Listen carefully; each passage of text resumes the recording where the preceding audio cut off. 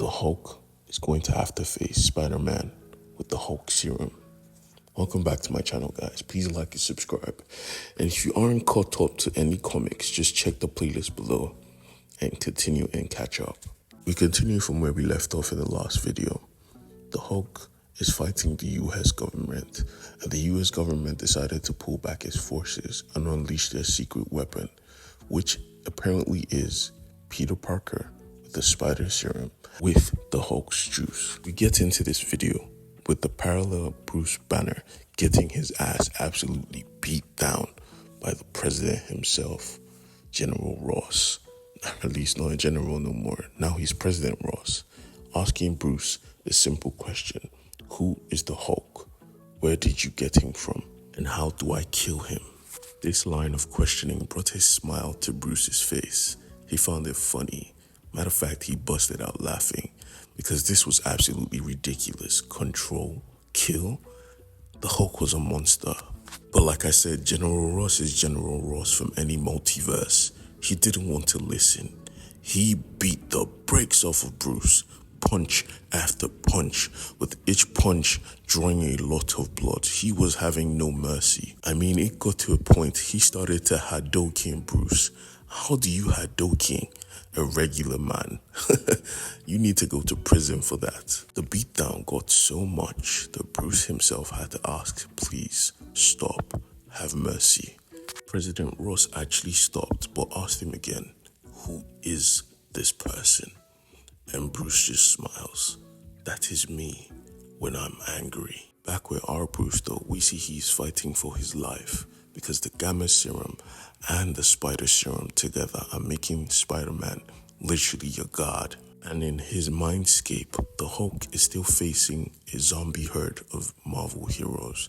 Realizing that this was not enough power, he wanted to go to level 5, but Betty stopped him. What are you doing? Are you planning to kill Spider-Man? He's just a kid. He didn't choose this life. And I know exactly what that feels like. Because Betty was low-key Bruce. She was just a figment of his imagination, right? She knows the type of anger that builds up when you maltreat a kid. And Bruce was currently maltreating the Hulk. And she was wondering what type of rage is going to come after the Hulk is free. But Bruce wasn't listening. He turned it up to level 5 because he needed more energy to survive. And at that moment, the Hulk stopped in his tracks. He was pissed off. Where are the zombies? Only to turn around, and a split second later, he was greeted by Mjolnir thrown directly at his face. Standing before him were the gods of Asgard. Level 5 was the Hulk against the gods of Asgard. Because Bruce knew Hulk's output would be determined by the people he's fighting. He would never go all out against zombie Avengers, but he would go a little bit further, fighting the gods of Asgard. Bruce knew this and hit the smash button, allowing the Hulk's body to punch a hole straight through Spider-Man's face, launching him like a freaking rocket. While this was going down, parallel Bruce was still getting his ass beat by President Ross, and Bruce decided to make it known, just stop. I don't have anything to do with that freaking Hulk. But General Ross wasn't listening because he had a plan that was idiotic. And I say idiotic because the fight was already over. The Hulk had beat Spider-Man and Spider-Man was transforming back to normal, only for the US government to launch some missiles. Actually, not missiles per se, containment units with something hidden inside. As we see the containment unit dropping, something was going on in Bruce's mindscape. An explosion happened. His core was compromised. His hull was compromised. And if we understand something, this hull, this mindscape was Bruce's own mind. So something was clearly invading his own mind. This is when we realized that the person who was invading Bruce's mind was standing right in front of him. Because Betty was not Bruce. She was not even a figment of his imagination. Bruce was getting attacked on 2 fronts.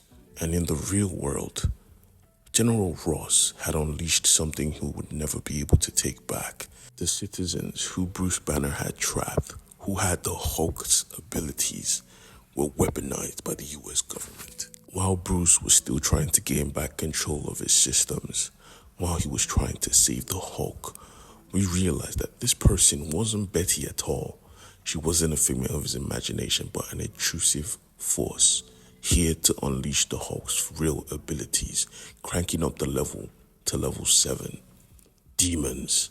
The Hulk had to face the demons of hell. I would honestly assume demons came before the gods, but hey, it's not my comic. And in the real world, we see what was inside those canisters as they become unleashed.